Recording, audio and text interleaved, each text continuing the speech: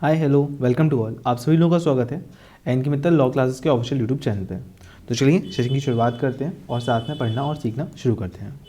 तो यहाँ पे अगर मैं बात करता हूँ तो सबसे पहले आप लोगों के सामने क्वेश्चन आता है आज, profit and loss account is prepared for the period of the 1 year is called. जब प्रॉफिट एंड लॉस केवल 1 साल के लिए हम लोग जो प्रिपेयर करते हैं, क्योंकि हम लोग को बताया हमारा फाइनेंशियल ईयर क्या रहता है, हमारा जो अकाउंट्स फाइनेंशियल ईयर होता है वो 1 अप्रैल से शुरू होता है और नेक्स्ट ईयर के 31 मार्च तक जाता है ना।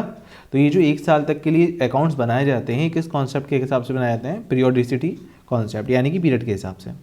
Net profit equals to gross profit minus, देखिए ग्रॉस प्रॉफिट में से आप सारे एक्सपेंस को माइनस कर दीजिए और सारी इनकम को जोड़ दीजिए, तो इससे आपका क्या बन जाएगा, इससे आपका नेट प्रॉफिट बन जाएगा। यही तो होता है। ग्रॉस प्रॉफिट किससे निकलता है, ट्रेडिंग से निकलता है, और नेट प्रॉफिट किससे निकलता है सर, पी&ल से निकलता है। तो पी&ल में क्या होता है, सारी इनकम जोड़ी जाती है, सारे एक्सपेंस घटाए जाते हैं। तो अब यहाँ पे माइनस करना है, तो किसको माइनस करेंगे, ऑपरेटिंग एक्सपेंस को, ठीक है।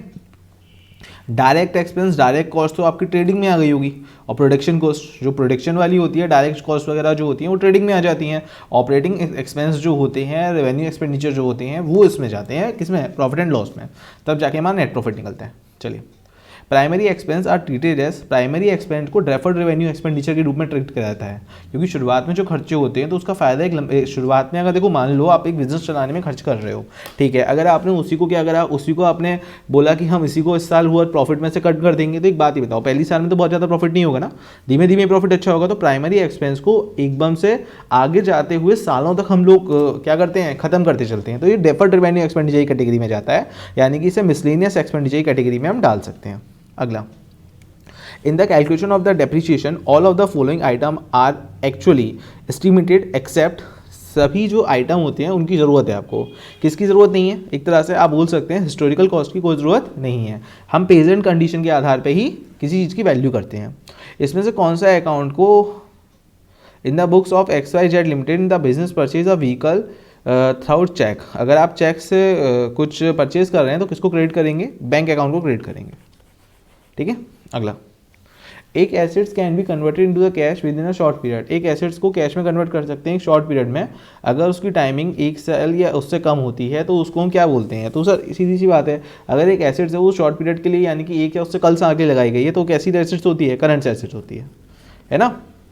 करंट एसेट्स होती है। अगला, will generally shown as a debit balance, इसमें से कौन एक डेबिट बैलेंस के रूप में शोन होगा, तो इसमें डेबिट बैलेंस किसका निकलेगा,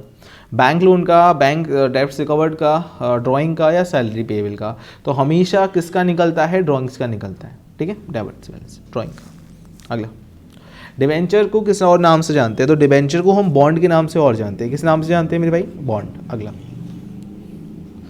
ओपनिंग एंड क्लोजिंग इन्वेंट्रीज को कहाँ पे दिखाया जाता है, तो ओपनिंग को ट्रेडिंग में दिखाते हैं और क्लोजिंग को कहाँ पे दिखाते हैं सर, क्लोजिंग को हम लोग बैलेंस शीट में शो करते हैं, लेकिन लोगों ने यहाँ पे पूछा है तो परचेज बुक में तो दिखाई नहीं जाएगी, परचेज बुक में तो केवल क्रेडिट सेल क्रेडिट परचेज जाती है, सेल्स बुक में दिखाई नहीं जाएगी, सेल्स बुक में केवल क्रेडिट सेल जाती है, BR में दिखाई नहीं जाएगा, जो उधार लेन देन है वो जाता है, किस में जाएगा फिर, जनरल प्रॉपर में, जनरल प्रॉपर, ठीक है। एक्यूरेट एक्सपेंस का मतलब क्या है बताइए अब यहाँ पे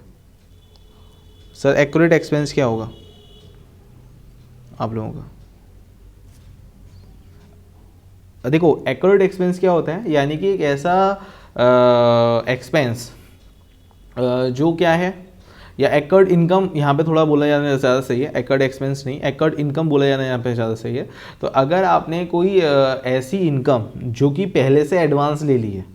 लेकिन आपने उसका काम करके नहीं दिया, तो वो आपकी क्या है, लाइबिलिटी होती है। ये मैंने पढ़ाया है, इसका सेशन आप लोगों को नीचे डिस्क्रिप्शन बॉक्स में मिल जाएगा, एक बार आप जाके वहाँ पे चेक करना, ठीक है।